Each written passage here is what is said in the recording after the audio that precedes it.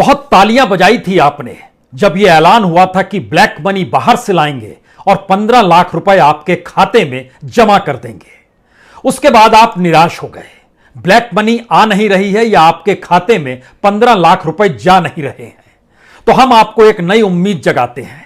2024 के चुनाव तक इस देश में जो प्रधानमंत्री पद का दावेदार होगा वो ऐलान कर सकता है कि ब्लैक मनी हम बाहर से लाएंगे और आपके खाते में 15 नहीं 25 लाख रुपए डाल देंगे। क्योंकि 2013-14 में जो भी कयास लगाए जा रहे थे कि दुनिया के अलग अलग देशों के बैंकों में भारतीयों का जितना पैसा जमा है, चाहे वो टैक्स चोरी का हो, चाहे वो काले धन के तौर पर हो, उसकी तादाद इस दौर में बढ़ चुकी है और इतनी ज्यादा बढ़ चुकी है और इतनी बड़ी तादाद में ब्लैक मनी को दुनिया के अलग अलग देशों में शामिल करने वाले लोगों की कतार है कि उस कतार के कई लोग इस देश को छोड़कर भाग गए। कुछ इसी देश में रहते हैं।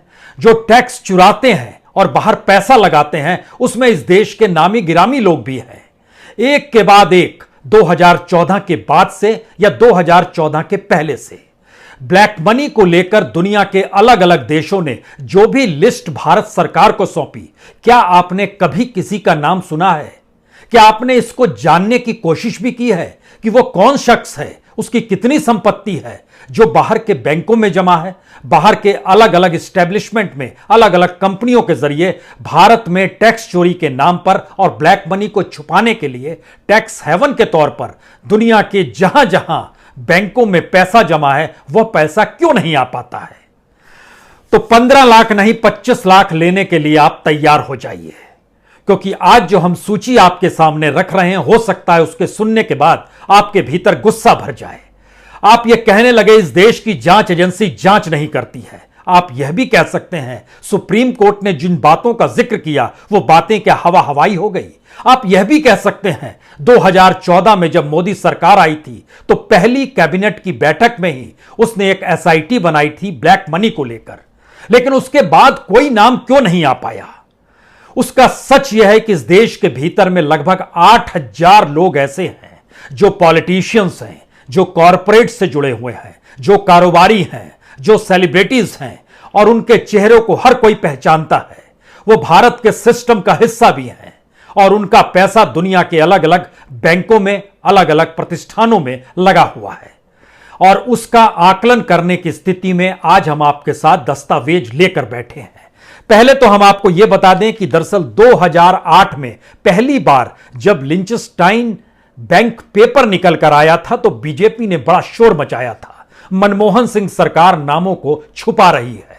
हम इन नामों को छुपाने नहीं देंगे। और याद कीजिएगा तो 2009 के चुनाव में भी यह कहा गया था कि ब्लैक मनी वालों को मनमोहन सिंह सरकार छुपा लेती है। फिर 2010 में विकिलीक्स आया। विकिलीक्स में जिन लोगों के नाम थे उसमें पॉलिटिशियंस के 30 ऐसे नाम थे जो इस देश के राष्ट्रीय पॉलिटिकल पार्टी और छत्रपों की कतार में ऐसे ऐसे चेहरे थे जो आज भी हैं, लेकिन उन पर कभी किसी ने हाथ नहीं डाला, वो नाम निकलकर सामने आए नहीं। फिर कहा गया 2014 के चुनाव के वक्त में हम सारे नाम सामने लेकर आ जाएंगे, मनमोहन सरकार नहीं बताती है। 2011 में HSBC पेपर्स निकल कर आए, फिर कोई नाम नहीं बताया गया। 2014 में ऑफशोर जो दुनिया के अलग अलग टैक्स हेवन वाली जगह है वहां पर कितने भारतीयों का पैसा है इसकी भी जानकारी निकल कर आई। लेकिन मनमोहन सिंह सरकार तो कुछ बताती नहीं थी। कहती थी कि हमने सुप्रीम कोर्ट को जानकारी दे दी है और अभी हम उन देशों के साथ समझौता करना चाह रहे हैं जहां पर इन नामों को बताएंगे तो फिर उसके बाद उन पैसे को ला भी सके। लेकिन सवाल है उसके समानांतर बीजेपी तो पार्लियामेंट से लेकर सड़क तक शोर मचा रही थी, हम आएंगे तो देखिए उसके बाद पैसा एक एक आ जाएगा और आपके खाते में 15-15 लाख रुपए पहुंच जाएंगे। तो यह सारी चीजें क्यों नहीं निकल कर आई, आपके जहन में पहला सवाल होगा। और दूसरा सवाल इसके आगे का शुरू होता है। 2014 में लग्जमबर्ग लीक्स निकल कर आया, उसका पैसा किसके पास था किसी ने नहीं बताया, कौन लोग थे नहीं बताया गया। 2015 में स्विस लीक, स्विस बैंक में जिनका पैसा था वह भी नाम निकल कर आए। 2016 में बहमास लीक्स निकल कर आया, उसकी भी जानकारी सरकार ने नहीं दी। उसके बाद पनामा पेपर निकल के आया, फिर सरकार ने क्या कार्रवाई की, उन पैसों का क्या किया, नहीं बताया। उसके बाद पैराडाइज पेपर 2017 में निकल कर आया, फिर सरकार ने नहीं बताया, और पिछले दिनों यानी 2021 में पंडोरा पेपर निकल कर आए। यह सारी परिस्थिति इसलिए बड़ी महत्वपूर्ण हो चली है क्योंकि तब से लेकर अब तक यानी बीते 12 साल के भीतर में लगभग 10 पेपर जो दुनिया के अलग अलग हिस्सों में भारतीयों के नामों के साथ आए, जब उन लिस्टों को लेकर जो भी जानकारी, चाहे वो लिंचस्टाइन की हो, विकिलीक्स की हो, ऑफशोर की हो, स्विस लीक्स की हो, बहमास की हो, पनामा की हो, पैराडाइज की हो, या फिर मौजूदा वक्त में पंडोरा की हो, तकरीबन 8,000 भारतीयों के नाम उसमें मौजूद हैं। इन 8,000 भारतीयों के ऊपर जो टेंटेटिव जानकारी दी गई, बाकियों की जानकारी अलग है। स्विस बैंक में बहुत पैसा पड़ा हुआ है, लेकिन इनके बारे में जानकारी निकल कर आई, अगर सारे पैसे को मिला दीजिएगा तो ये 50 लाख करोड़ रुपए पार कर जाएंगे। 2014 में लौट जाइएगा तो आपके जहन में फिर यह सवाल आएगा, उस समय भी तो रकम कुछ ऐसी ही बताई जाती थी। अडवाणी जी कहते थे 20 लाख करोड़, सीबीआई के डायरेक्टर कहते थे 50 लाख करोड़, बीजेपी कहती थी 30 लाख करोड़, हर कोई अपने अपने हिसाब से बता रहा था, लेकिन वो आंकड़ा 50 लाख करोड़ तक गया था। आज की तारीख में सिर्फ इन 8,000 भारतीयों के ऊपर 50 लाख करोड़ जो हैं, उसमें सबसे मुख्य नाम जो मौजूदा वक्त में भारत के कॉरपोरेट में, भारत की सेलिब्रिटी के तौर पर, भारत के नेताओं की फहरिस्त में, भारत के कारोबारियों में, इसमें अगर देखना शुरू कीजिएगा तो लिंचस्टाइन पेपर में तकरीबन 6,500 करोड़ रुपए फंसे हुए थे, और उसमें जो लोगों के नाम थे उसमें तमाम नामों से हटकर 26 ऐसे इंडिविजुअल थे जिनकी राजनीतिक पहचान और कॉरपोरेट पहचान आज भी है। 12 ट्रस्ट थे जिसमें से 8 ट्रस्ट आज भी भारत की राजनीतिक सत्ता के साथ मिलकर काम कर रहे हैं।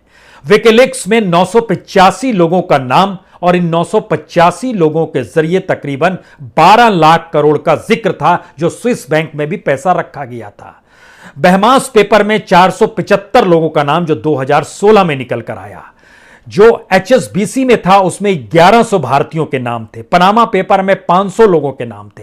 पैराडाइज पेपर में 714 लोगों के नाम थे, और कुछ दिनों पहले जो पेंडोरा पेपर आया है उसमें 300 लोगों के नाम है। सवाल यह है, भारत के भीतर ऐसे ऐसे लोगों के नाम इस पंडोरा पेपर में जब आए तो पुरानी चीजों को टटोलने की इच्छा हो गई, क्योंकि मौजूदा वक्त में भारत के वैसे लोग जो हैं अपने आप को भारत में दिवालिया घोषित कर चुके हैं। मसलन अनिल अंबानी, उनका नाम भी पेंडोरा पेपर में है कि दुनिया के अलग अलग हिस्सों में उन्होंने कितने करोड़ खरबों खपाए हुए हैं। भारत में जिसको भारत रत्न मिल गया, सचिन तेंदुलकर, उनका और उनके परिजनों का नाम भी है। कितना पैसा उन्होंने टैक्स से बचाने के लिए बाहर दे दिया, यानी जिनको पद्म भूषण, पद्म विभूषण सारे तरीके से इस देश में सम्मानित किया गया, उसको भी इस देश में टैक्स बचाने की जरूरत पड़ती है। कोई करता है खबरों से आगे रहने का वादा, कोई करता है तेज रफ्तार का दावा, फिर भी क्यों दब जाती है सही खबर? ना वादा ना दावा, सिर्फ खबर। Subscribe now and press the bell icon. Never miss an update.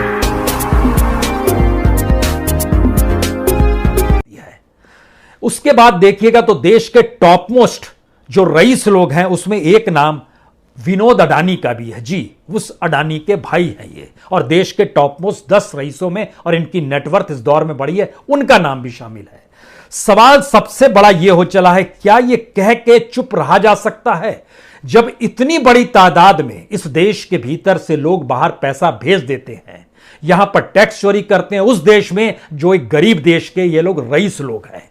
इस देश में वाकई 80 करोड़ लोगों के घर में 2 वक्त चूल्हा नहीं जलता है, सरकार को मुफ्त में अनाज बांटना पड़ता है, रोजगार की स्थिति नाजुक हो चली है, फिर भी इस देश में और इसी देश की कमाई से हम दुनिया के दूसरे देशों में अपनी संपत्ति को बढ़ाने की दिशा में बढ़ते चले जाएंगे। क्या यह राजद्रोह नहीं है? क्या यह जनद्रोह नहीं है? क्या यह जनता और देश के साथ किसी भी रूप में आपको नहीं लगता है कि दगाबाजी की गई है? या सिर्फ यह आर्थिक अपराध है? और आर्थिक अपराध की फहरिस्त में इस देश के भीतर में सीबीआई ने जब कहा ईडी जांच करे, आईटी जांच करे, आरबीआई जांच करे, सेबी जांच करे, तमाम जांचों की पूरी प्रक्रिया में एक भी नाम इस दौर में निकलकर क्यों नहीं आता है? और अब 15 लाख से 25 लाख की परिस्थिति देश में अगला जो प्रधानमंत्री बने वो नारा लगा सकता है, हम लेकर आएंगे, हम देंगे। और उसके बाद फिर आप तालियां बजाइएगा, क्योंकि इन पेपरों को देखने के बाद जो डॉक्यूमेंट्स बहुत साफ तौर पर बतलाते हैं कि कॉरपोरेट से जुड़े हुए 128 लोग इस दौर में जिनके नाम थे वह भाग गए इस देश को छोड़कर। उसमें नीरव मोदी भी है, उसमें विजय माल्या भी है, उसमें मेहुल चौकसी भी है, उसमें वो तमाम नाम हैं जो अलग अलग तरीके से छोड़कर चले गए। और इसका एक अलग किस्सा है कि इन्होंने इस देश को ना सिर्फ चूना लगाया राजस्व का, बल्कि इस देश की पूंजी को कर्ज के तौर पर लेकर भी भाग गए और उनके कर्ज पर लिपापोती करने के लिए सरकार ने रिटर्न ऑफ करने की परिस्थितियां पैदा की। और इस देश में तकरीबन 18 लाख करोड़ रुपया जो बैंकों से निकला, उसमें लगभग 9 से 10 लाख करोड़ पर सरकार रिटर्न ऑफ करते हुए, लिपापोती करते हुए किताब से उन नामों को हटाती चली गई और इसीलिए बैंक मर्जर की परिस्थितियां शुरू हुई। लेकिन आज तो जिक्र उस ब्लैक मनी का हम आपसे कर रहे हैं। इस दौर में कॉरपोरेट के 128 लोग, 132 कारोबारी, 80 सेलिब्रिटी जो अलग अलग क्षेत्रों में जिनकी पहचान थी, और पॉलिटिशियंस की खासियत यह है कि यह हर पॉलिटिकल पार्टी में है, नेशनल हो या रीजनल पॉलिटिकल पार्टी हो। और ना सिर्फ इन पॉलिटिकल पार्टीज में जिन नामों का जिक्र है वो उत्तर प्रदेश के छत्रप हैं, वो बिहार के छत्रप हैं, वो तमिलनाडु के छत्रप हैं, वो तेलंगाना के छत्रप हैं, वो आंध्र प्रदेश के छत्रप हैं, वो महाराष्ट्र के छत्रप हैं। इन छत्रपों की पॉलिटिकल पार्टीज का नाम इस फहरिस्त में बार बार निकल कर आया, जो हमने 10 नाम आपके सामने पढ़ दिए, जो 2008 से लिंचेस्टाइन पेपर से निकलकर पंडोरा पेपर के तौर पर इस देश में लगातार आते चला गया। ऐसा नहीं है कि सरकार के पास जानकारी नहीं है, ऐसा भी नहीं है सरकार उन नामों को नहीं जानती है, ऐसा भी नहीं है कि उन नामों के साथ कितनी रकम बाहर लगी हुई है यह भी नहीं जानती है। लेकिन भारत में राजनीति सबसे ताकतवर नहीं, सबसे पूंजीपति के तौर पर होती है। तो क्यों नहीं इस राजनीति का लाभ उठाया जाए और उन नामों पर नकेल कसने के लिए कि वह खामोशी बरते, अन्यथा कल उन्हें जेल में कानून डाल देगा, तो यह बार्गेनिंग की प्रक्रिया शुरू हो जाए। शायद इसीलिए हर दरवाजे पर ईडी नजर आएगी, हर दरवाजे पर आईटी नजर आएगा, हर जगह पर सीबीआई का नोटिस आपको दिखाई देगा जो कंपनी चला रहे हैं। और इस पूरी प्रक्रिया के भीतर में अब जब एनसीबी भी सक्रिय हुआ है, जो नैर्कोटिक्स कंट्रोल ब्यूरो है, उसके मातहत जो मनी लॉन्ड्रिंग का पूरा खेल है, उससे जुड़े हुए जो 128 कॉर्पोरेट और 132 जो कारोबारी हैं, उनका जो हमने जिक्र किया, उनका नाम भी कहीं ना कहीं ईडी और एनसीबी की सूची में आता है कि ये मनी लॉन्ड्रिंग करके इस देश से बाहर भाग गए। सरकार उनके पैसे को क्यों नहीं ला पाई, उनके नामों को सार्वजनिक तौर पर उजागर क्यों नहीं कर पाई? सुप्रीम कोर्ट ने प्राइम मिनिस्टर मोदी जैसे ही बने और एसआईटी बनाई, तो उसके बाद एक कमिटी बनाई थी जिसमें इस देश के 12 जांच एजेंसीज के तौर पर जो काम करते हैं, हर डिपार्टमेंट अपने तौर पर वहां पर योगदान दे रहा था। उसके बावजूद भी बीते 7 बरस में कोई नाम निकलकर क्यों नहीं आया? क्या यह सब कुछ सिर्फ इसलिए हो रहा है कि इस देश के भीतर की रईसी, यानी इस गरीब देश में जो रईस लोग हैं, उनकी रईसी पर कोई आंच ना आए?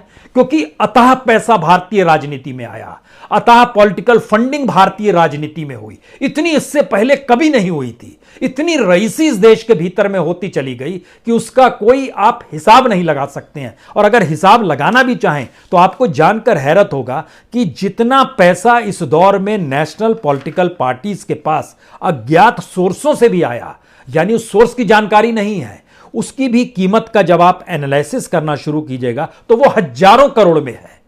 यानी हम ब्लैक मनी पर नकेल भी नहीं कस पा रहे हैं और ब्लैक मनी को पॉलिटिकल फंड में तब्दील भी कर रहे हैं। और जो पूरा का पूरा हिस्सा जब बॉन्ड का आता है कि इस दौर में पॉलिटिकल बॉन्ड लगभग 7,000 करोड़ को पार कर गया, ये सारी चीजें निकल कर आती है, तो एक जानकारी आपको देती हैं। 2004 से लेकर 2013, यानी नरेंद्र मोदी को इस देश का प्रधानमंत्री ऐलान करने से ठीक पहले 2004 से 2013 तक इस देश के भीतर में 460 करोड़ रुपया पॉलिटिकल फंडिंग कॉर्पोरेट के जरिए हुई। 460 करोड़ रुपए 10 साल में। और सिर्फ 2 साल में जैसे ही प्राइम मिनिस्टर मोदी बनेंगे, यानी उनके प्राइम मिनिस्टरशिप का ऐलान हुआ 2013 से 2015 के बीच में 797, यानी 800 में 3 कम, इतने करोड़ यानी 797 करोड़ रुपया सिर्फ 2013 से 2015 के बीच में आ गया। और उसके बाद तो हिंदुस्तान बदल गया। आप अगर आजादी के बाद से चीजों को बांट कर देखना चाहते हैं तो हम आपको एक नया टिप देते हैं। 1952 में इलेक्शन से लेकर 1991 तक इकोनॉमिक रिफॉर्म जो हुआ, उस समय तक जितना पैसा इन 39 सालों में पॉलिटिकल फंडिंग के तौर पर पॉलिटिकल पार्टीज को मिला, इकोनॉमिक रिफॉर्म के बाद 1996 से 2009 के बीच में, यानी इन 13 वर्षों में उतना पैसा मिल गया। और इन पैसों के बराबर सिर्फ 2014 के इलेक्शन में ही उतना पैसा आ गया। 2019 के चुनाव में इसके एट पार चले गए। जो लोग पैसा दे रहे हैं वो देश छोड़कर जा चुके हैं, उनकी कंपनीज देश में अपना कारोबार समेट चुकी है। क्या उन कंपनियों का भारत में अभी भी योगदान है? क्या सरकार की पॉलिसी अभी भी उन्हें रियायत देती है? क्या यह वाकई सच है कि पीएमओ के भीतर जो अंतर्राष्ट्रीय तौर पर भारत में निवेश करना चाहते हैं उसमें यही वो लोग हैं जो पैसा रोटेट करते हैं और फिर उसके बाद भारत में अपने कारोबार को बढ़ाते हैं, क्योंकि वो मल्टीनेशनल के तमगे को लिए हुए कहते हैं कि विदेशी निवेश के साथ भारत को विकसित तौर पर देखना चाहते हैं, यहां पैसा लगा रहे हैं, भारत का बाजार खुला हुआ है, हम यहां पर इस रूप में चीजों को डेवलप करेंगे। तो वह रुपया जो बाहर जा रहा है, वो डॉलर जो आ रहा है भीतर, ये दोनों परिस्थिति तब सबसे ज्यादा मजबूत होती है जब कोई देश सबसे आर्थिक तौर पर कमजोर होता है। और डॉलर की स्थिति आज क्या है भारत के रुपए के मुकाबले, यह बताने की जरूरत नहीं है, वो प्राइम मिनिस्टर की उम्र को पार कर चुकी है। सवाल यह है सबसे बड़ा, इस दौर में जो तमाम पेपर्स निकल कर आए और जिन 8000 लोगों का जिक्र है इन पेपरों के जरिए, अलग अलग पेपर में अलग अलग नाम, उन नामों को लेकर सरकार ने पार्लियामेंट के भीतर 6 मौके ऐसे आए, 4 मौके तो जिस समय अरुण जेटली साहब फाइनेंस मिनिस्टर थे, जीवित थे, उस समय वो पार्लियामेंट में बताते थे, और उसके बाद अब के दौर में जो बताया गया वह 2 बार बताया गया। हम ब्लैक मनी पर काम कर रहे हैं और हमसे ज्यादा ईमानदार कौन हो सकता है जिसने इस देश में ब्लैक मनी पर नकेल कसने के लिए एसआईटी बना दी। लेकिन साहब रिपोर्ट क्या आई?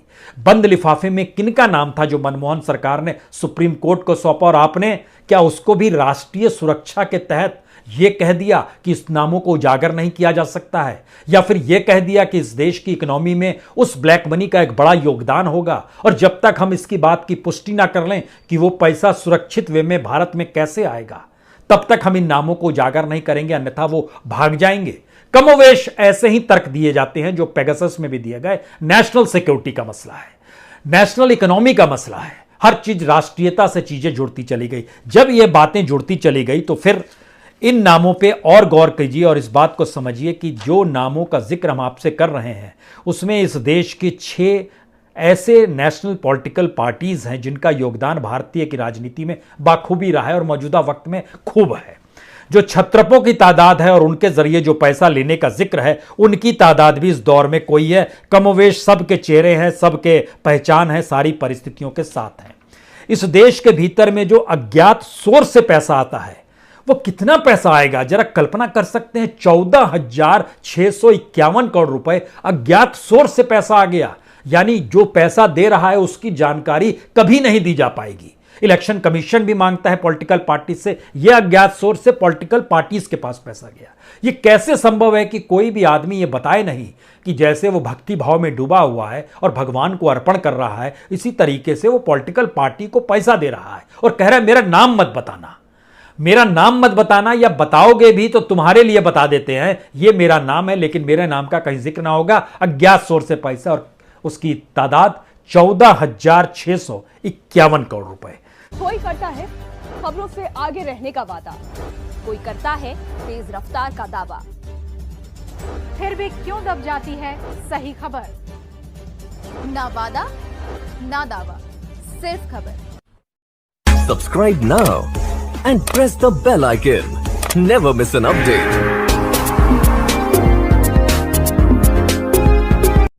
तस्वीरें जो बयां करती हैं हकीकत, हालात जिनसे जुड़े हैं आपके जज्बात, जुनून जो बदल सकता है देश की तस्वीर, खबरें जो आपके लिए जानना है जरूरी, खबर दिन भर।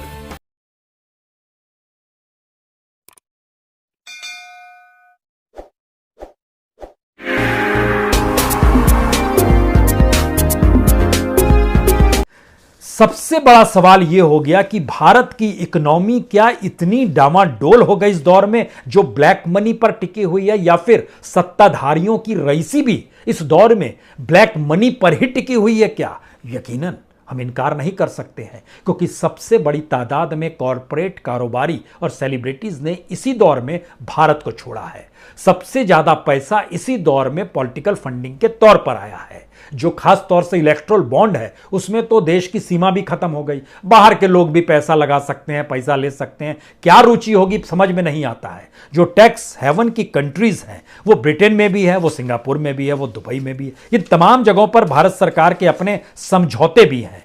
लेकिन सबसे बड़ा सवाल यह है कि इस देश में जिसको मान सम्मान दिया जाता है, वो टैक्स भुगतान से बचने के लिए किस तरीके से, यानी भारत के लोगों में क्या सहनशीलता है, विरोध नहीं हो पाता है, विरोध के स्वर नहीं है।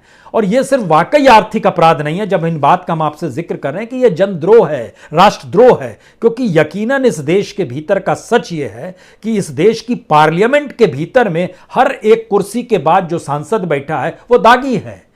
विधानसभाओं में हर एक कुर्सी के बाद दूसरा एमएलए बैठा है वो दागी है।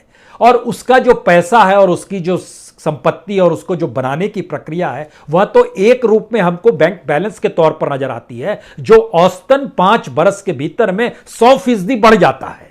जनता का सेवक का पैसा दुगना हो जाता है 5 साल के भीतर में, यह एवरेज है। कईयों का तो 500% तक बढ़ गया है। लेकिन उसके बावजूद भी उनके नाम जब ये आते हैं कि बाहर भी पैसा लगाए हुए हैं, तो जरा कल्पना कीजिए कि वह 500% बढ़े पैसा या 5000% पैसा बढ़े। वो पैसा तो इसी देश का है, इसी की खनिज संपदा की लूट होगी, यहीं की पॉलिसी की लूट होगी, यहां पर ही नो एनओसी ना देने की परिस्थितियों की लूट होगी। और यही परिस्थिति का एक छोटा सा हिस्सा हमें लगता है आपको और जानना चाहिए। इस देश को चलाने के लिए टैक्स पेयर का जो पैसा लिया जाता है, उसमें सबसे ज्यादा बड़ी रकम पेट्रोल और डीजल की है, यह हर कोई जानता है।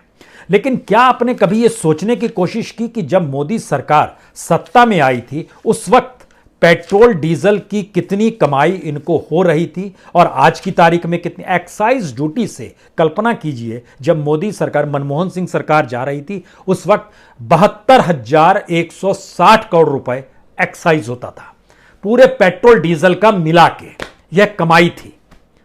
लेकिन आज की तारीख में 2021 में यह 72,160 करोड़ एक्साइज ड्यूटी जो सरकार वसूलती है, वो बढ़ते बढ़ते 3,90,000 करोड़ तक पहुंच गई। यानी कल्पना के परे है कि 72,000 से 3,90,000 करोड़ रुपए सिर्फ एक्साइज ड्यूटी सेंट्रल गवर्नमेंट लेती है। इसके पैरेलल में बार बार सेंटर कहती है स्टेट क्यों नहीं कम करता है। स्टेट गवर्नमेंट भी जब अगर 2013 में पहुंच जाइएगा, उस समय स्टेट गवर्नमेंट 1,25,000 करोड़ रुपए वैट के जरिए या जो स्टेट को टैक्स मिलता है उसके जरिए वो कमाती थी पेट्रोल डीजल के जरिए।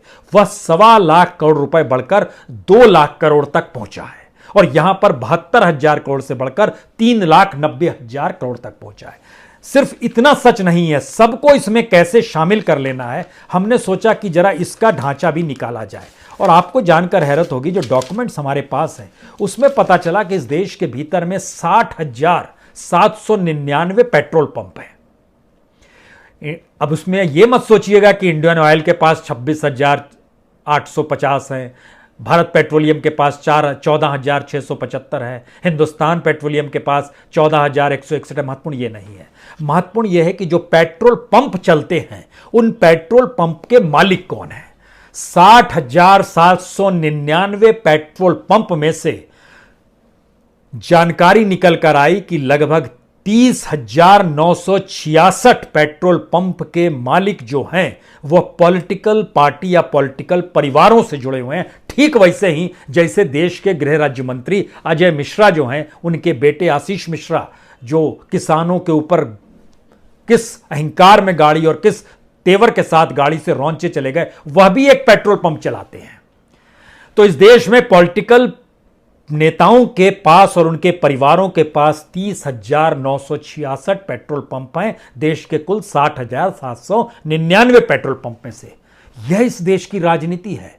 दूसरा हिस्सा इस देश का और भी भत्स है, उसका जिक्र हम कल भी कर रहे थे, शराब को लेकर। शराब को लेकर 2013 में यह जानकारी निकल कर आई कि आखिर कितना पैसा उस समय ये लोग वसूलते थे एक्साइज के जरिए। जानकारी आई कि लगभग 85,000 करोड़ रुपया एक्साइज के जरिए शराब से कमाई होती थी, लेकिन आज की तारीख में यह बढ़ते बढ़ते लगभग 3 लाख करोड़ हो गया है।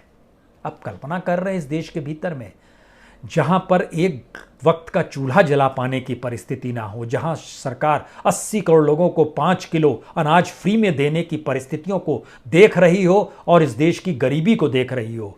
गरीब देश के रईस लोग और उस रईस लोगों की सुविधाओं के लिए जो पूरा सिस्टम बनाया जाता है, उस सिस्टम में इस देश के 100 करोड़ लोग कतई नहीं मैटर करते हैं। और शायद ये देश के लिए सारी पॉलिसी, चाहे वो डिजिटल इंडिया हो, चाहे वो कोई भी आधुनिक और चकाचौंध वाला भारत हो, इस देश के 20-25 करोड़ से ज्यादा लोगों के लिए कुछ भी नहीं है।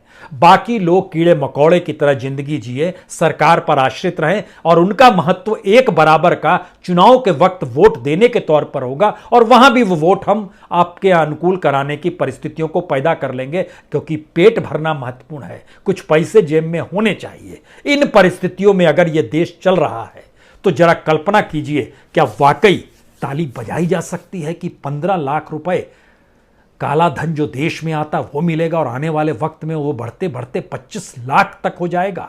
इस स्थिति में ये देश जी रहा है। कमाल की परिस्थिति है। और इन परिस्थितियों में देश में जो पॉलिसी हजारों करोड़ों की बनाई जाती है, उसका पैसा कहां पर है?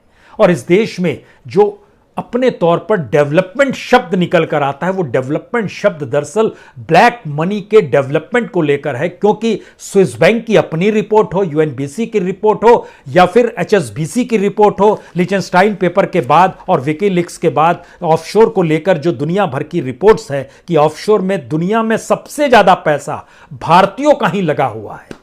और कमाल की स्थिति है, इन सब के बीच भी कोई गुस्सा इस देश में नहीं है। खामोशी के साथ हम ये मानकर चलते हैं, अच्छा उसने टैक्स चोरी की है, ठीक है, उसने आर्थिक अपराध किया है, ईडी ने दबिश दे दी ना। यह इस देश के साथ विद्रोह की परिस्थितियां हैं। यह राष्ट्रद्रोह और राजद्रोह की कैटेगरी में आता है। कोई करता है खबरों से आगे रहने का वादा, कोई करता है तेज रफ्तार का दावा, फिर भी क्यों दब जाती है सही खबर? ना वादा ना दावा, सिर्फ खबर। Subscribe now and press the bell icon. Never miss an update.